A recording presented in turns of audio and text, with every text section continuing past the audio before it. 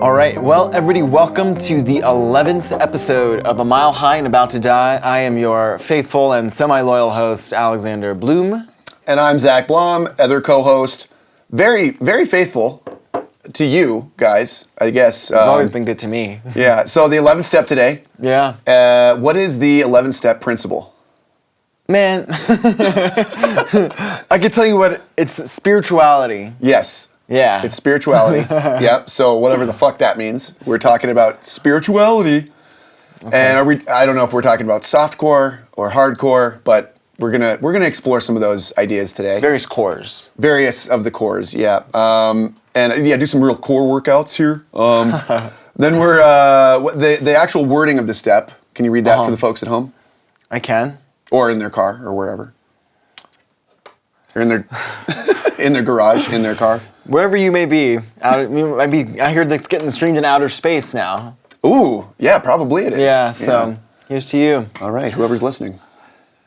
Sought through prayer and meditation to improve our conscious contact with God as we understood Him, praying only for knowledge of His will for us and the power to carry that out. So... Say, what? What does that all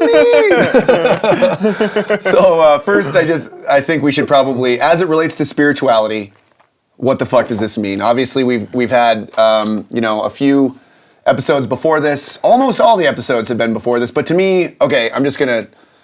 When I was early on in these steps, I was like, well, hey, I don't know if you know this about me, sponsor of mine. But I'm an A student in everything I've ever done, so you should just let me skip to the end and, like, what is the real stuff that I can be doing? And he goes, oh, well, Zach, you can do steps 10, 11, and 12 right now, because that's really ultimately what you're going to be doing. And Extra credit. Exactly. 10, 11, and 12 are the daily maintenance steps.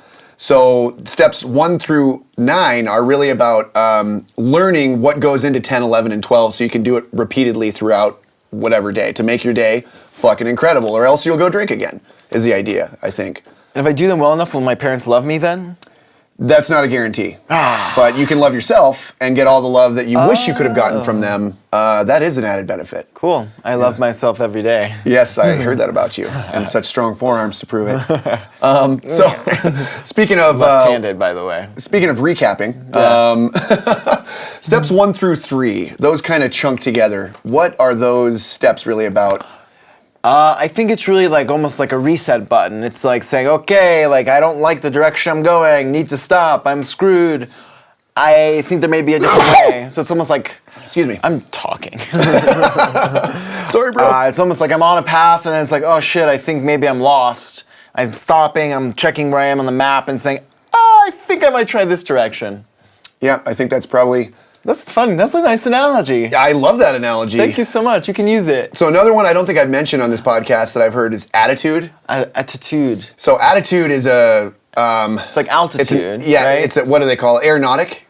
Like when you're landing or flying a plane, you need to have the right attitude, which is an angle of approach. Okay, so the idea of, when I'm coming in, making a landing, if I come in too steep, I'll crash and burn. If I come in too shallow, I'll miss the runway entirely and I'll just have to keep flying. Interesting. And run low on gas and those types. So I'm trying to have the right approach so that I can actually have a successful connection. Love it. Yeah, which is kind of like the exact right attitude. It's funny, or the exact right word to use. It's so funny because a lot of times I'm very... focus on am I thinking the right things? And really sometimes it's how am I thinking them, right? Oh God, like it's a stressful thing, but I can have the same thing I'm concerned about, but have freedom and love around it, and I get confused around what's actually causing my issues sometimes. Yeah, exactly. Well, and when we're in the weeds of thoughts, it's tough to, rise above it to actually check out what might be driving those thoughts, what is my general attitude or emotional state that is producing these thoughts? And it's tougher to get outside of that too. The idea, I think, of this spiritual experience that we're aiming at in these 12 steps is having an awareness outside of our thinking and outside of our feelings so that we might be able to rationally and consciously choose what we're feeling and then execute those feelings and execute those thoughts, towards a life that we'd actually want to have. I think that's the great mystery of this thing is once you dwell in that space, you're really, yeah, it's usually like the derelicts of life that end up going into the gutters like we did, but then you get this stuff there that most people will never get because they don't go to the gutters. So that's why, from the inception of this whole thing, when we were talking about this, it was like, let's deliver this to the people who aren't going to go to the gutters and see if they can benefit from it. I like that. It's almost like going dumpster diving. Ooh. But you find like a juicy, half-eaten lettuce sandwich. Oh, yeah. And then your bowels are cleared with all the fiber and you feel great. Oh, yeah. I think of Homer Simpson eating this sandwich that he shouldn't be eating. Uh-huh.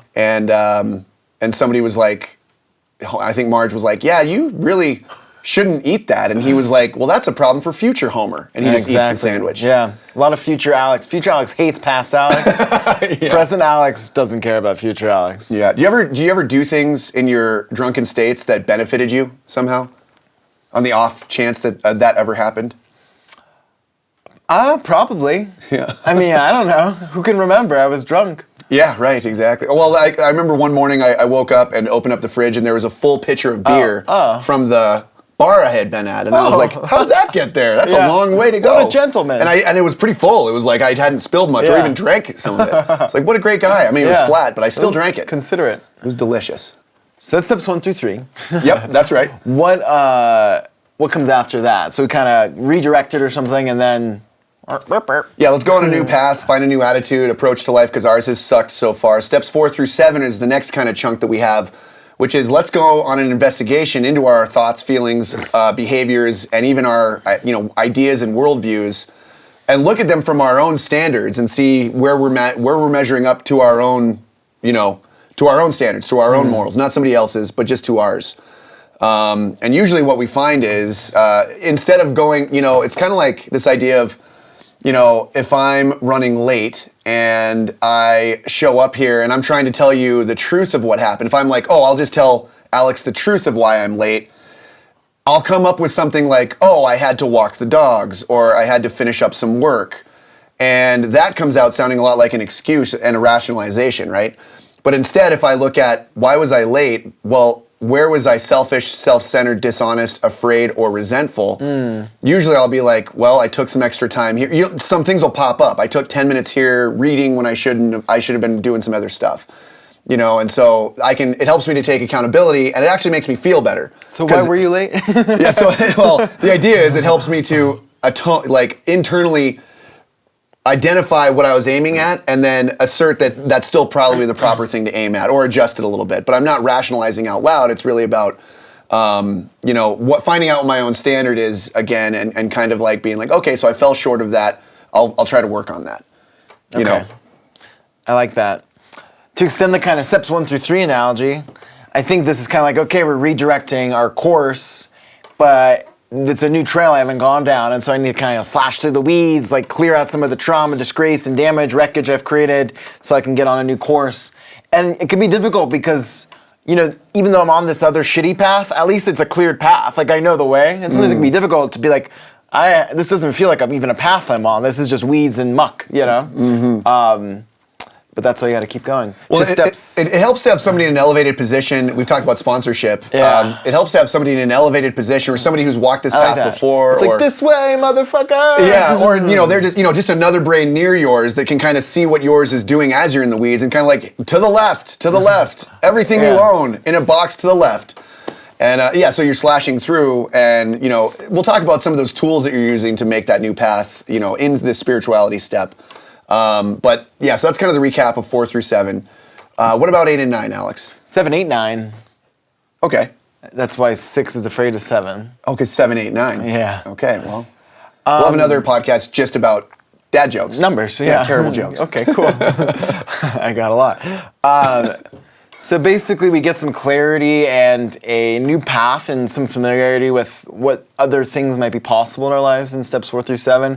And then 8 and 9 is really saying, okay, I want to go this way, but man, I'm carrying all this baggage with me, all these problems. I need to free myself of that. I need to clear it out. And so really it's getting ready to address real things in the real life. It's moving from just a personal clarity process to I'm going to go talk to other people. I'm going to go take responsibility for what that past Alex did and clear that away so that I can move down this new path without an anchor kind of pull behind me.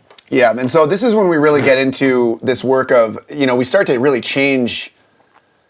I mean, amends are in the 8th and 9th step, and so amends mean change. So it's really kind of like as you start to do these things, you're demonstrating that you've changed, and even if you're like not fully set yet, as you show up at someone's doorstep to let them know, not only have you done the work to evaluate where you've been wrong in your life, and where it may have harmed others, but you're actually showing up at the people that you harmed's doorstep and being like, hey, I harmed you. What can I do to make it right? So you're showing that change. And as you go through that process and then continue to practice it in the 10th step, you get perseverance. You get this, it kind of hardens that mold for kind of saying like, from this space, I can actually go out and do right in the world, or at least not do wrong in the world anymore. Because I'm looking for where I'm going wrong all the time. Not all the time, so I'm like, second guessing myself, but it's more like an appropriate amount of second guessing to be like, what do I really know again? Because I did run my life into the ground. I do have to remember that, thinking that I was smart the whole time. So I need to watch my own perspectives. Beautiful. So steps 8 and 9 help to smash all that false stuff and move forward into something true. So again, now we're in steps 10, 11, and 12. 10 was perseverance, and kind of like an ongoing daily check-in. Cleaning. Yeah, exactly. Daily house cleaning, but internally to keep ourselves, able to identify what's going on with us, to keep our awareness of what we don't like about what we're doing, and maybe we can change it. Step 11 is really in this space of spirituality, which we're going to really dive into today. And then step 12 is about service, which is, it's really about how do we keep this going? And it's kind of like, well, for instance, us doing this podcast, I've learned so much because I've had to show up and try to teach it. When you're trying to help someone else, you tend to be at your best. So service is kind of oriented around that. So without further ado, do you have anything on the daily maintenance steps of 10, 11, and 12? Just that it's almost like they're both the easiest and the hardest, and that it's like not exciting. There's not like great ups and downs necessarily. It's just like doing my laundry, right? Like I got to do it, but sometimes it's really easy for me to say, "Oh, I'll deal with that tomorrow," and then things build up, and I end up in places that I don't want to be, and then it's like my whole house is a wreck. I got rats climbing through the walls, and I don't know how I got there. And so this really daily, just gradual cleaning and maintenance. It's not exciting, but I think is really critical. Well, and I think like you touched on it with this laundry reference idea. Like it's kind of like, so it's the place that I'm living in. I'm living in this form.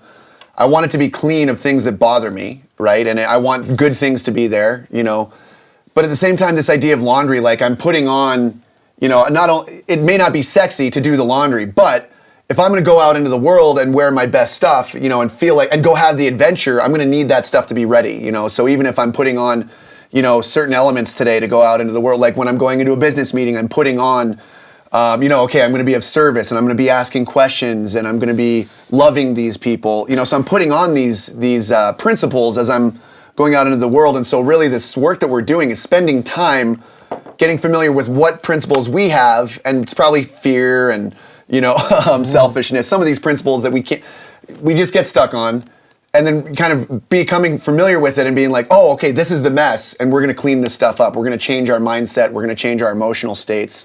And then we're going to go out into the world with these new emotional, states and mindsets to really be of maximum service. And that's the adventure. I get to go wear these awesome new clothes because I've done the work at home to keep them clean and, go out into the world and make something of them. Love it. Yeah. Okay, great. So we have a prayer in the 11th step. So again, for those of you at home who are not alcoholics or addicts, we're extremely stubborn people, hence we almost died repeatedly doing this stuff. I insist on dying. I insist on it. What was the other option? Pray to a God that I don't believe in? Nope, death for me, So this is a prayer. The 3rd step is a prayer, the 7th step is a prayer, and the 11th step is a prayer as well. There's a little process behind it, but this is probably, I would say, the least often heard prayer around, but it's a wonderful prayer, and there's a lot behind it. But it's the idea that, we're so stubborn we won't pray unless it's required for us to move through these steps and get them fucking done. So we're coming to the end. This is the last official prayer that we are required to do if we're going to do these steps. It's the prayer of St. Francis, also called the 11th step prayer, obviously. How about we read through it? Sure. We could just take turns. Yeah, go ahead. Lord, make me an instrument of thy peace. That where there is hatred, I may bring love. That where there is wrong, I may bring a spirit of forgiveness. That where there is discord, I may bring harmony. That where there is error, I may bring truth. That where there is doubt, I may bring faith. That where there is despair, I may bring hope. That where there are shadows, I may bring light. That where there is sadness, I may bring joy. Lord, grant that I may seek rather to comfort than to be comforted. To understand than to be understood. To love than to be loved. For it is by self-forgetting that one finds. It is by forgiving that one is forgiven. It is by dying that one awakens to eternal life. St. Francis of Assisi. And that's the name of the podcast, A Mile High and About to Die. We're about to die, bros. Woo! It was about the 11th step. All right. I mean, not specifically, but yeah, it is by dying that one awakens to eternal life. You know, we die of ourselves, where we're falling short, where that's only going to run us into suffering and pain and death. We identify those things and we kind of offer them up. And these things come in the form of, well, I guess it would be hatred and wrongs and discord and error and doubt and despair and shadows and sadness. And I swap those out for love and forgiveness, or a spirit of forgiveness and harmony and truth and faith, etc. So again, it's kind of like getting familiar with what's going on with me, realizing that I've got discord, I've got some doubts, I've got some despair, and then swapping those things out. And I would even say that this is a prayer, or this is a step about meditation. So I would suggest that it's probably, they kind of say in one of the readings that the 12 Steps and 12 Traditions, which is an official book of Alcoholics Anonymous. They have an essay on the 11th step where you find this prayer, and it says, it kind of introduces the idea of meditation to drunks who don't fucking meditate, do not pray, and it kind of says, like, yeah, though you may scoff at it at first, like, it's usually just that you haven't tried it enough. And it seems that anybody can get results from it. Again, it's kind of the point of this whole program. So, and it kind of says, to kind of read through these slowly and kind of, I think it says, like, savor each line or savor each word. And I think that savoring is really kind of going back into that, underneath consciousness, what are words really made of, but really, little emotions and meanings to us, and sitting in those emotions and meanings and kind of learning how to swap out, ones that we don't feel good about for things that we do feel good about, Love that. Yeah. Getting into the spirit realm, bro. This prayer also kind of reminds me of like Gandhi's, like, be the change you wish to see in the world. I think especially when people are damaged or are not, like, where they want to be, it tends to be like, we're waiting, like, someone to come in and be like, all right, like, I got the good news. And it's like, no, I'm going to go live into the good news, and it's going to fall behind me. And that's almost so counterintuitive when I'm not accustomed to that. Like, you think, like, okay, like, I should be greeted, I'm trying something new. And I'm like, no, like, I'm going to lead it forward myself and be that thing that, I want to believe can be a different life for myself. And it's super easy to do that, right? Yes. Yeah, totally. Yeah. I mean, in my experience, I fucking try as hard as I can to, and occasionally I can. I've done it once. Live into that. One time. Yeah. To me, it's really, it is exactly that. It's swapping out.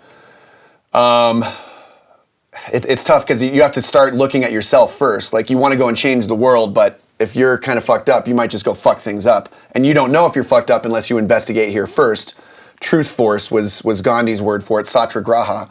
Be a satyagrahi and, investigate internally with the light of truth where you might be off a little bit. And what that does is it burns away the impurities or whatever, and gets you to, it may, wean you down in weight quite a bit, but it gets you to this place that is really real. And in that space, I mean, essentially you're going to be getting into deep love, and it doesn't become, you hear this golden rule kind of echoed throughout all the religions of the world. They kind of discovered this path of, do unto others as you would have them do unto you. And I think what Gandhi was really talking about was really a deeper internal spiritual truth of, if I'm going to have the best relationship with everything, with myself and with you and with the world, I'm going to need to love you. I'm going to need to feel love for you. I'm going to need to think thoughts of love for you, even if we're supposed to be enemies, and the idea is that it's kind of insane that anybody here would be your enemy because we're all almost exactly alike. And we're just different enough to make it really interesting, to make this a real thing that we could really do something great here. So to be the change to me is like this gut-wrenching work to be like, I'm going to pretend that there's a God that's listening. And I actually do believe in God. I've had experiences now where for me, it's a fact, but I have to drop into this space of like, Lord bless Alex, please, give him all of the good things that he deserves. Give him, an amazing relationship with his girlfriend and bless him to feel great about himself, to have a great relationship with you or whatever he believes created him. And you just kind of go on this riff. And as you're doing that, I'm getting the tingles right now because I start to feel love, and it kind of opens up and penis stuff. And, but it starts to open up my ability to really get into that love space. And I think that is what Gandhi was talking about with, this truth force, this love force, like be the change. Well, that's how you be the change. It's not just making posts on social media like a Gandhi quote. I think it's actually living into that. And I think that's the hardest thing for humans to do. And yet it yields the greatest outcomes in our lives, internally first. And I think externally it starts to happen when you have that internal peace and joy and love. So that's all I have to say, and fucking end of the whole, let's end the podcast now. Just kidding, there's 40 more minutes. Anything else on the 11-step prayer for you, Alex? No, I think that's good. And by the way, it should be noted, the St. Francis of Assisi was a guy that, first of all, started off his life, he was a rich kid's son. This was back in 1100s to early 1200s. And he was like a rich kid's son. He partied all the time, apparently. He was like drunk a lot in the first part of his life. He was taken captive in a war because he was a rich kid's son. He was taken captive because of that. And then something about the imprisonment changed him. And he came back and became a monk. And he became, there's this whole Franciscan order of monks that was launched off of that after he was, thousands of people came to flock to him. And he talked to the birds like they were actually fucking conscious. He talked to the plants. He talked to everything as though it was actually God right there, like a very present God, a loving God. Love that. Yeah, so good example to follow. And these are the words of his, so. Beautiful. Yeah. Okay, so as we roll forward into kind of the meaty parts of spirituality and what the fuck that means, some of the AA literature gives us some direction. This is where the 12 steps came from, so we kind of return to the original literature where it came from. So it talks about this nightly review, which we also touched on in the 10th step earlier, which is really about constructively reviewing our day. Where were we resentful, selfish, dishonest, or afraid? Do we owe an apology? Have we kept something to ourselves which should be discussed with another person at once? What's your take on all of this? So I really like this, especially like the sort of where step 10, which is sort of like very practical, like did I do the things I'm supposed to do today, kind of house cleaning, and then step 11, which is this sort of ephemeral, ethereal spirituality, and it showing up here as like, okay, I'm going to stop at the end of my day and really take a look at like, am I living aligned with my values?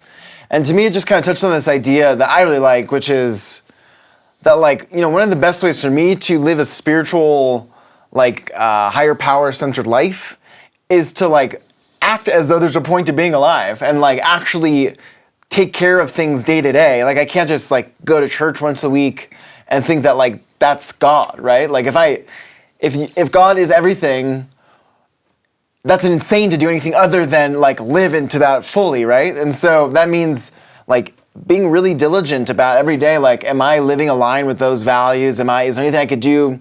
Even if things are okay, can I go beyond just okay to like really extending my life and living into whatever will my higher power has for me as much as possible? And that doesn't always show up as like magical light and bird song, it could just show up as, I should call my mom more often, or hey, I really should pay my taxes this year, things like that. And just acting like it's worth being alive, Mm-hmm. And I would say that it's kind of allowing that space that you want to, end the day with, and we're going to talk about how we start the day as well, but, with kind of this sense of what is it that is really going on with me? Like, what is the spirit of Zach? Like, what is the essence of Alex? What is the truest and best sense of this person? To me, that's what, spirit is, and what the, steps 1 through 9 are really about, and 10, to continue in what steps 1 through 9 are really about, is the process of daily removing the things that would hinder my spirit from fucking soaring, and leading the way. And it's a delicate thing to do, but once you use these practices regularly, all of a sudden you start having awareness that certain things bother you.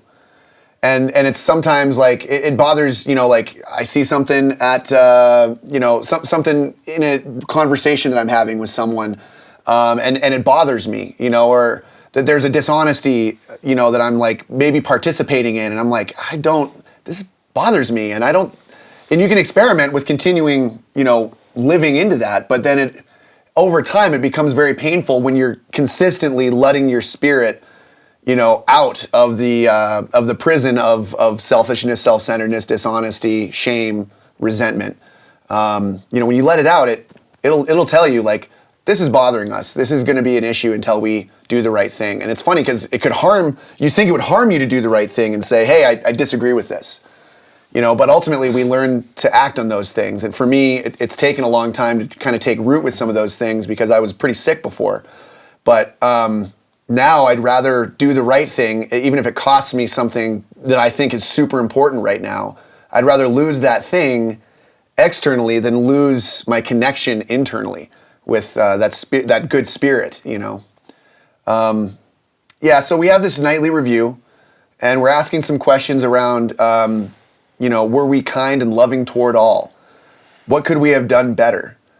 Were we thinking of ourselves most of the time? We're trying to figure out like what is the ultimate ideal that we're shooting at, and what are the things that signify that we're missing that by a pretty good margin. Is that how you read it? Yeah.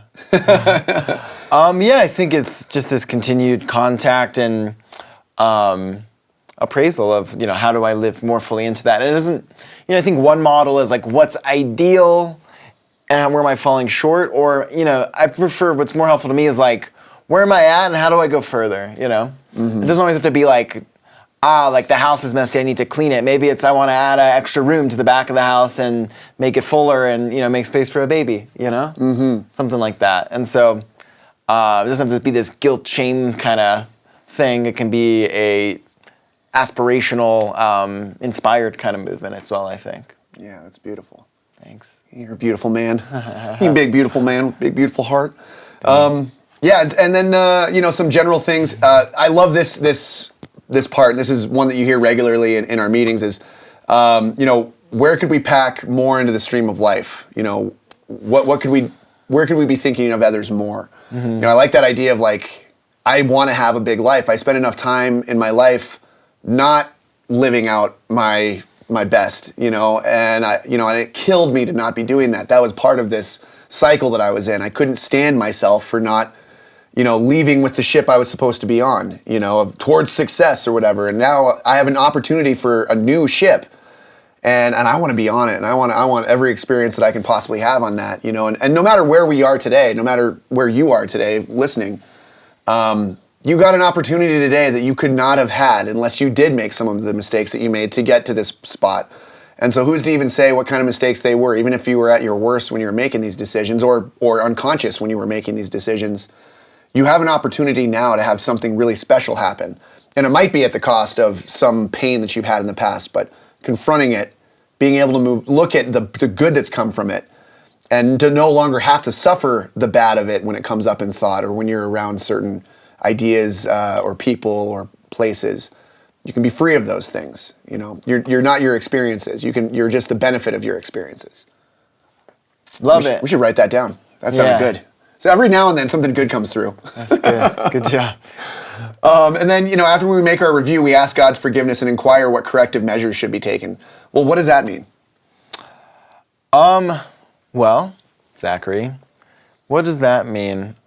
Basically it's, again, I think it's tapping into a higher power's will and saying, okay, like, I'm fallible, I'm not exactly everything I can be, or of course I'm not perfect, like, hey, can you give me like a couple more like pointers, a couple more tips, and just kind of keeping you in, I think, right relation to where I'm at on earth, that like, I can't just generate everything from my like rational thinking mind. I need to be touched into something greater than myself, even if that's like, maybe I'm at step's not a great word to use. Maybe I'm at position 3 and like I want to get to position 100, but maybe I could just go, hey, where's position 4, and just a little inch closer, and then worry about the next thing then, and just sort of listening for those whispers is how I imagine it. And it's the same I was going to say, I forgot. Well, I'm sure it'll come back to you because it's right there in your spirit, bro. Boop. Nipple. Boop. There it is. Ooh, Okay. it's electric. I'll get back to you. And so whatever, God is, I think it's the idea that we're asking something for relief from the suffering of us falling short of whatever thing it is. And I like this because it's part of this worldview idea that we've talked about previously, and in terms, everybody has a worldview. And if you're in a positive one where, love and goodness and a good life are available to you, you'll probably want to stick around in that world because the worldview is good. The worldview with a higher power present and loving is kind of the idea that, like, anytime that I fall off the log, of right action, I can kind of move over to this, I can get back into contact with whatever that path is, and I can rejoin it. And just being on the path again for a few more, steps is going to help me feel good again. And it's less about like I'm bad. It's more about my actions have been bad, and I have a tendency to go towards bad actions, but it doesn't make me bad. It's not shame. Yeah. It's more of like a guilt, like my actions were bad or my thinking was flawed. And that's what this whole thing is about, is examining these things from a perspective of examining where we might feel shame, and instead, and finding once we investigate that it's actually more about the guilt that we may have around the thinking, seeing that our thinking was flawed, our feelings we were improperly programmed, and now we can kind of reprogram and getting back into contact with the system that can help us adjust back onto the path. Love it. I remember my nipple got the message of what I was going to say before. Well, it was conscious contact. It was a lot of contact. In the actual description of the step, it says specifically prescribed as what we're praying for, right? It's not just like I want to win the lottery. It's praying for His knowledge of His, our higher power's will for us, and the power to carry that out. And to me, that's really useful. To understand, what it sort of sets expectations, right? I'm not praying for, I really like that, new car, right? I'm asking, just let me, get back to the truth and, let me get more revelation, basically, of what that is. And then, a big thing, I think, especially for alcoholics, is, a lot of the time I knew what was wrong and what was not wrong and what I was supposed to do, right? But, actually having the will or whatever it takes to make that happen, is almost more difficult to attain sometimes than just the insight, right? I know I should, avoid sugary foods every day, but to actually do that, is that determination and that power is really what a higher power can bring into my life. And so getting sense of contact with that, where it's a relief, right? If I don't have to do that myself, I can't do that. I can't be honest all the time. That's all I want to do is lie and manipulate, right? And so if I take it out of my hands and I'm just channeling and asking for the help. I'm just a dude trying to bring this thing that's been given to me through the world that really takes a lot of my ego and weakness out of the thing, right? I remember this is a weird story, but I was running this business before, and we were trying to raise money to bring internet service to a very poor area in Latin America. And I was I had launched a crowdfunding campaign, and it was not going well. I think there was no crowd. We needed to There were no funds. Right, yeah, it was a crowd of one. And so we were trying to raise $75,000, and I think we were at $300. And I was actually at a bar, and you know who I saw there? Charles Barkley. And he was surrounded by 10 people, and he's just holding court, they're all drinking. And I was like, if I could get Charles Barkley to tweet about this crowdfunding campaign, it's gonna change everything. And I did it. I went up to Charles Barkley, all these people were like, what? Because it wasn't about me, right? It was about this thing I was trying to serve. And so I was able to no matter what happened, I knew I'd feel okay about it because of what was driving me to do it, right? Totally. And Charles was like, I don't tweet, man. But I still felt good about it, right? Because I knew what it was for, and it wasn't for me. And a similar way, asking for that power, right? Like, if I'm out there serving the truth force, like, I'm not so worried about if I'm embarrassing or if I think I'm dumb or something. Like, there's something much more important at stake. Totally. Well, and I love that because that kind of leads into service, which is in the next step, which is like this is kind of like, so Buddha, you know, when he was Siddhartha, he had this experience where, Sid. Yes, good old Sid, Sid the Kid, he went into meditate, he finally kind of cracked the code of human suffering by sitting in meditation and connecting and, you know, getting to that place of there is no person, there is no more personality, there's just you and the oneness of all kind of thing.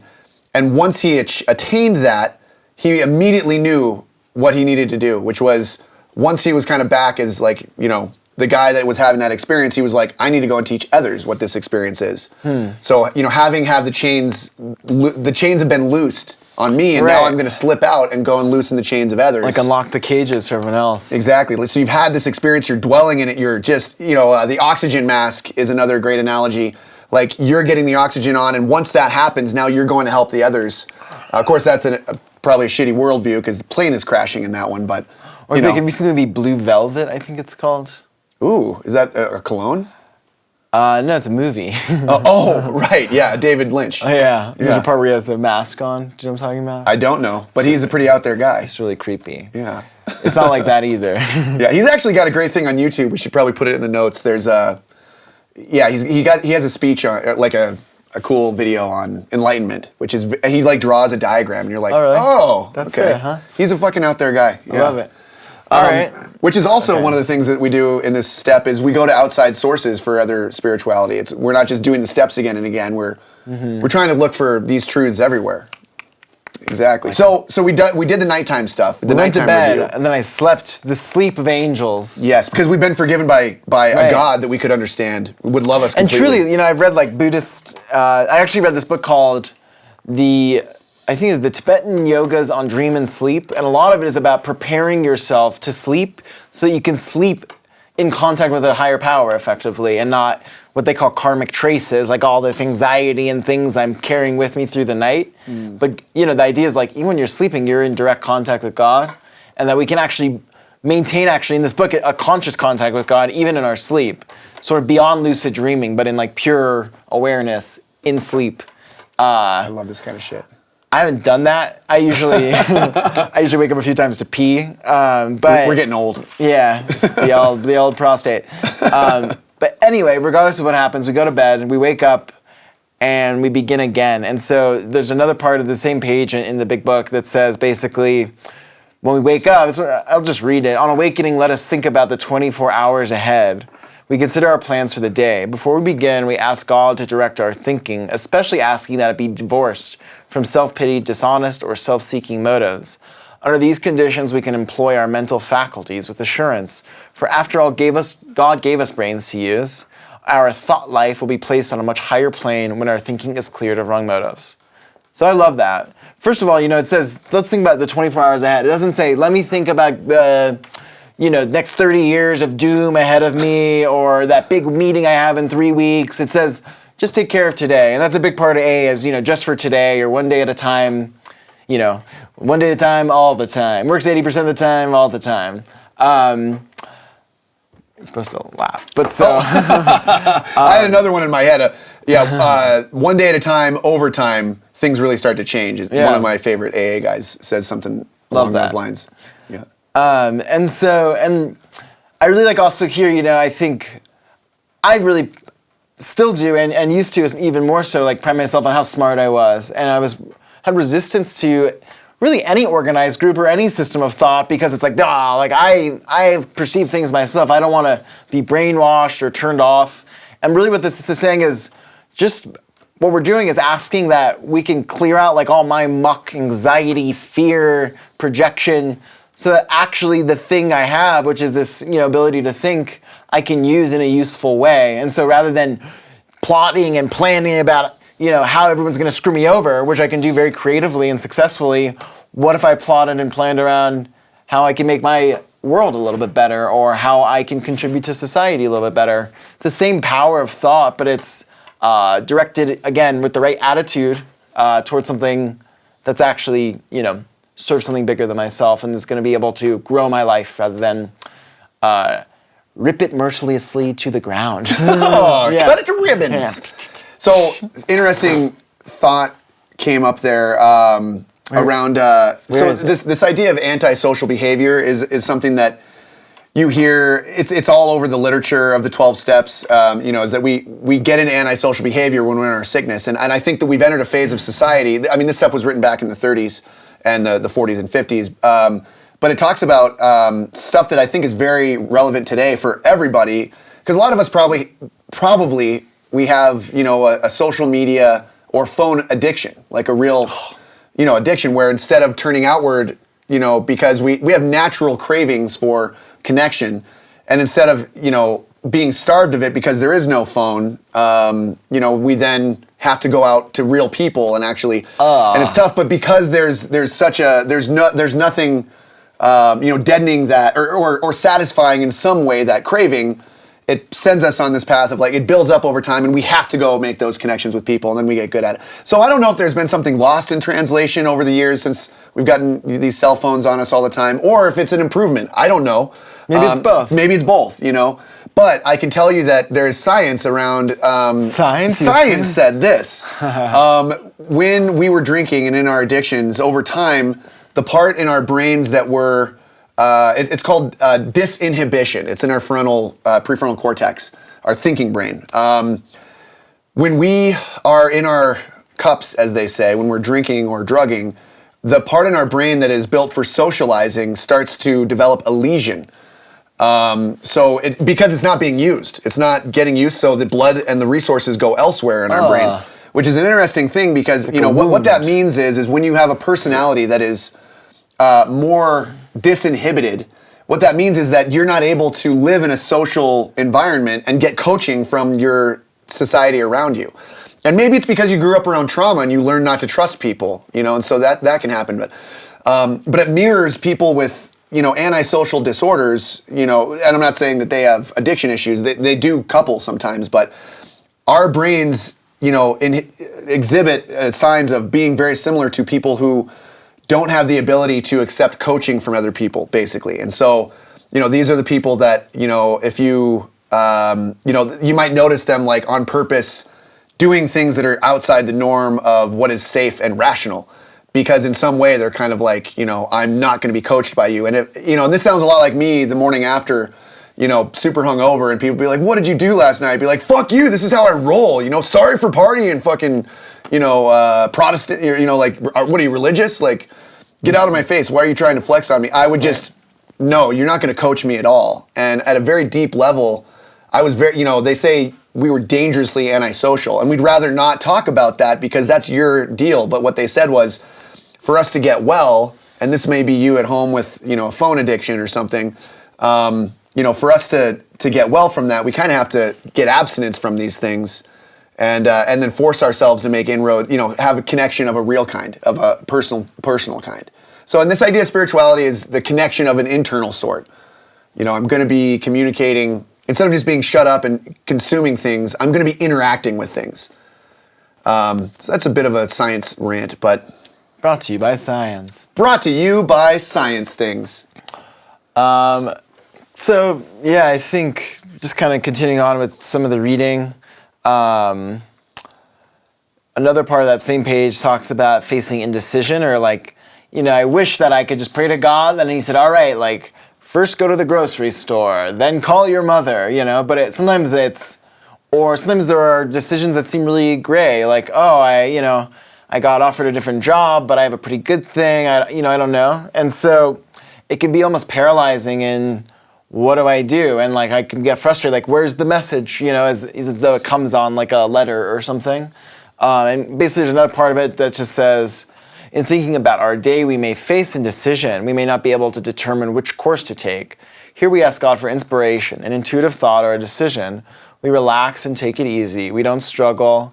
We're often surprised at how the right answers come after we've tried this for a while. And so sometimes you hear in AA also just do the next right thing. And so again, even on a less than a daily basis, even on a minute by minute basis, I can just do the next step, and then when I get to that step, I can consider what's the next step. And so that's what kind of this means to me is just taking it easy, like not getting tight or tensed up when I'm unsure of something, but allowing things to continue to flow and just to continue to progress in a set of faith or of awareness. Well, and I also like this idea of we relax and take it easy. So to me, the 11th step, and really all of the steps, are really about addressing shame. Shame is this intense human emotion that shuts us down, and it puts us into unconscious behaviors to cope with the amount of pain. Shame comes when you are aiming at something and you miss. That little feeling that you get when you miss something, that's the feeling of shame. It's, I'm going forward towards victory, and then e-brake, you failed. So it's the idea of I'm going towards success, and then also I have failed at the same time. And when you do that, it's actually two different, you have the sympathetic nervous system, which is your go forward mechanism, and your parasympathetic nervous system, which is your shutdown system, operating simultaneously, and that is painful. That overloads your circuitry. And what that does is it kind of shuts your brain down for a moment. Now, if we are in the order of relaxing and taking it easy, it means that we are going to have moments throughout the day where we're like, oh, fuck, I forgot to call that guy back. Rats. I was just going through my day, going forward, and then I fucked up something, And when those things happen, it'll be obvious, and usually it'll be, so shame is something that it's hard to address what's going on with shame because it literally will shut us down, so it's hard to face it. Yeah. When it's guilt, we tend to take action. It's like, oh, I forgot to call somebody back. I owe them a phone call. It's not me being a shithead person. I'll never call another person again, which is actually what I used to do in my drinks. Just like that's over now. I just was like, I'll stop paying that bill forever. Yeah. I'll never talk to that person again. I'll avoid them for the rest of my life. I'll commit to that. I was very committed in that sense. Yeah. And I probably should have been committed. But nice one. But now it's like it's not me that's bad because I'm in constant contact with this higher power that loves me, that made me, is the idea of it. Whether or not it's real, it's the idea that there's some good in me, and I need to make sure that I stay clear of shame. And I'm going to have those moments where I feel locked up, and I need to re-examine those with some love. And that's what a good parent will do when you screw something up as a kid. They'll come to you lovingly. They'll seek you out with unconditional love and be like, oh, did you screw something up? You spilled the milk? Oh, that's okay. When we spill milk, we just clean it up like this. And they show you like the next rational way of thinking so you can practice, not just stopping short at the pain, but oh, wait, it's not shame, you're not bad. You just made a mistake, and we all make mistakes. And this is how we atone for that and make up for it. Yeah. So it turns it into guilt, and we can take action on guilt and then be free of that. This reminds me, it's also like kind of just a new relationship to how progress or growth happens, where, I've seen these charts of like how we think growth works, and it's like a line just going up straight, and then it's like how it actually works, and it's like, but generally trending in the right way. But sometimes you're in the muck of all that, it can feel really disconcerting, and if you weren't thinking that that's the way it ought to work, you might be going like this, go like that, and really you're on the beginning of a curve out, but you just go, oh crap, like it's over, and then, crash or something because you stop going. And so, well, life is circuitous, and it's more like, let's go along for this adventure of today. I don't know what life is going to bring me today, but I'm sure it's going to be an adventure, and there may be times that are, harrowing and difficult to move through, but I'm going to try and stay in my best self, and I do that best when I feel like there's a sense of love and protection with me at all times, and I can go out into the world, and I don't need to be afraid around alcohol anymore, because sanity has returned to me around alcohol or whatever it is that I've been struggling with. The 10th step says that, by the way. So when I'm so there's other, by the way, more science here. I've been researching a whole lot, writing stuff. So this is, the fruits of some of that. This idea of image of God that people carry around. It's this thing that people often don't want to talk about because they don't want to talk about what's really going on with them. So what this means is, image of God is kind of like, so it says in the Bible, it says, we were created in God's image. And what that is actually saying is that I don't think it's literally saying there's a literal God that literally created you and you look like that bearded God. It's more like whatever your personal perspective on God is usually and often unexamined these days because religion is not ubiquitous, right? Or spirituality is more, but they don't use the God word as much. But the idea of like whatever created me, whatever perspective or relationship I have with that is probably the relationship I have with myself. And so they found that there are all these studies. They were basically trying to study why the fuck do the 12 steps work for mental health. You know, they talk about spirituality and that helps people get better mental health outcomes. Well, apparently once you start talking about image of God, it shines a light into places that shame wouldn't have you go. Shame, it shuts you down. It doesn't want to be, it hides. Right.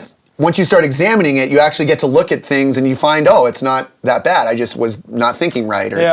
And so as you start talking, if you have a conversation weekly, roughly, they say, about whatever your image of God is, even if you're not being coached on it, the personality who you think the personality of God would be actually begins to change in a beneficial, like it becomes more agreeable and likable. And as that happens, they actually trace this to symptoms of mental health issues start to go away. So if you have mental health issues, if you talk about God, even if it's, I fucking hate God, and you talk about that for 6 weeks, over that time, you probably start to get a better relationship with yourself because you're at least it's a proxy conversation for you to actually talk about what's going on with you and stuff that otherwise wouldn't be able to come up and out. So maybe that's what this whole thing is about. I don't know. This idea of God. Maybe it's just a way of us expressing ourselves so we can be our best. Yeah. Or maybe like, I guess another way to think about it is if I can like imagine this beautiful way that a God could be, well, it means that those things, they exist somewhere, right? Like they exist because I'm thinking about them by fact, right? If I can understand love, right? Well, just saying love, like there must be a thing called love. I'm talking about it, right? And so I can live into those things and almost like the St. Francis prayer, perhaps like manifest into the God thing that I'm imagining exists just by speaking it in a way. But like at the same time, like I didn't invent love or any of these things. I'm just calling them out or pulling them from the ether in a way. And so wherever that's coming from is available to me. And it's just a question of what do I want to call into my life? Is it love and connection, or do I want to call, hey, like fire and resent? You know, they're all out there for me. And so to me, it's that realm of where these things are called from that isn't me, that is where God is. Well, yeah, and it's like I've come to in this video game, and in this video game, there's this immunity, and it doesn't keep you necessarily from dying a physical death or getting cancer or anything necessarily. I mean, maybe it helps you to be less stressed out, so maybe you stay healthier by virtue of that. But essentially, if you go to love and if you get into an experience of love, you tend to be good with whatever the fuck is going on around you. You know, and you know they kind of say, you know, meditation is how you can experience that no matter what's going on in my day. I mean, I've heard, you know, spiritual programs that get put into prisons, you know, that these guys do, you know, 10 hours a day of silence and meditation for 10 days. And they say by day 3, you break. And all that stuff about you not having done this, you know, you being innocent and all this stuff, it breaks. And a lot of these guys come out of that experience and they want to go and get into contact with the victims of their crimes to let them know that they see the error of their ways now. It's this crazy thing. So just being in that silent space, I think, alerts you to the stuff that's really bothering you by your own standards. So I think there's this one more line that we'll kind of visit on. This is this idea of, you know, we alcoholics, or we in our struggles, whatever we struggle with, we're undisciplined. And this idea of like inviting God to discipline us, and not in a way of like getting spanked by a, you know, gross heavenly father, you know, but it's more like, no, I don't have any format for doing this part of my life. Can you help me with that? And little things start to happen, you know, and all of a sudden you get a structure that within which you can then have, you know, good, healthy content at some point. It takes some time, but I like that idea of, I don't have discipline. I'm going to another level of love to bring me some discipline. That's stuff that's good for me. I like how the word disciple is like discipline. Yeah, exactly. Like, I'm going to follow this, right? So, you know, and I've also heard there's this idea of going on this idea of God, like When you focus on God, all your troubles go away. This is an Emmett Fox thing. Again, this is an author, or he was a spiritualist around the time of when the Big Book was being written, had an impact on the guys who were early in sobriety, who were starting Alcoholics Anonymous. Emmett Fox, and he just talked about, just focus on God. And I think what that does is, again, approaching a mental difficulty or even a mental illness, mental construct, when you approach it at the level of the mind, it doesn't work. When you approach it at the level of the spirit and what would you at your best actually want from this situation, all of a sudden the problem seems to fall away. What would this infinitely resourceful universe supply you if it was present and loving with you? What would it supply you to help you with this problem? And you end up finding, I get out of these things. It's pretty crazy. Yeah, your perspective just changes. So I think that's probably a good place to wrap up for this week, Alex. Okay.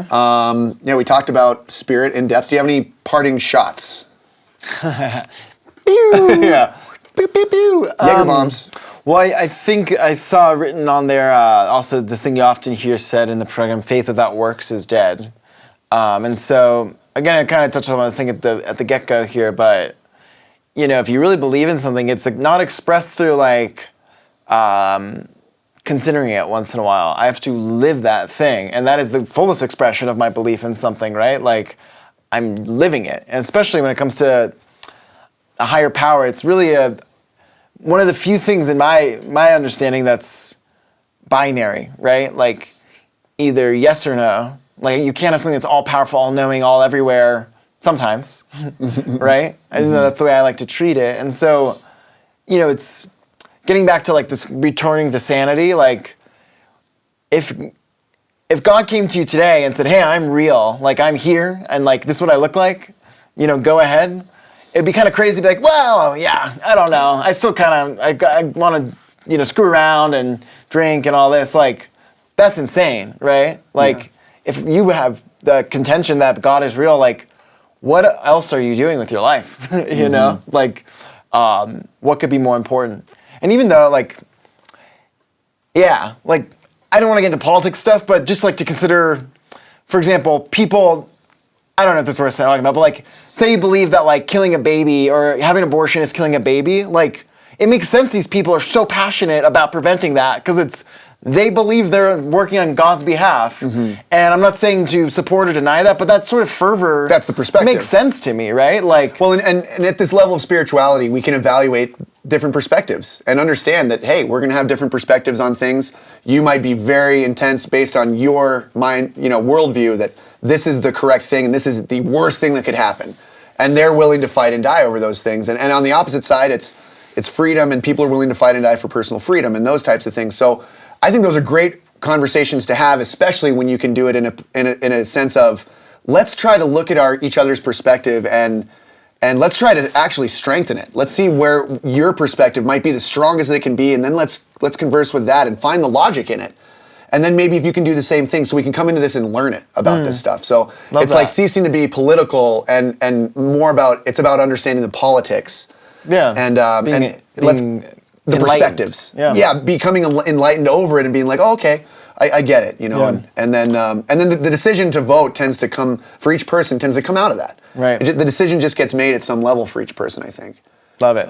So we should have a call to action for the week. Yeah, and so my call to action for you guys. The call to action is actually the most inaction that you can possibly get into, which is we're going to slow right down and rebel against action this week. We're going to meditate. Ooh, 20 minutes a day, as early as you can in the morning. So get up, roll out of bed, don't even have coffee, and sit and meditate for 20 minutes. All you do is close your eyes and breathe and notice the thoughts that come up and try to let them go when you realize that you're having them. We're just going to practice getting familiar with those thoughts as they come up, and also with this tool that's very handy of letting thoughts go anytime we need to or want to. One thing I heard that's useful about meditation from a online course I took was when you are meditating, it's hard to how do you let go of it? To notice them and say, just label them regardless of what the content is as thinking, and then return back to your breath and go, oh, more thinking. Mm-hmm. Not, oh, this is important, this is not important. It's all just thinking. Mm-hmm. And then I go back to my breath, basically. Yeah, good job, brain. You've come up with another thought. You've done it. You've done it again. You're trying to solve more problems that aren't here yet, but I appreciate that. For sure. On to the next breath.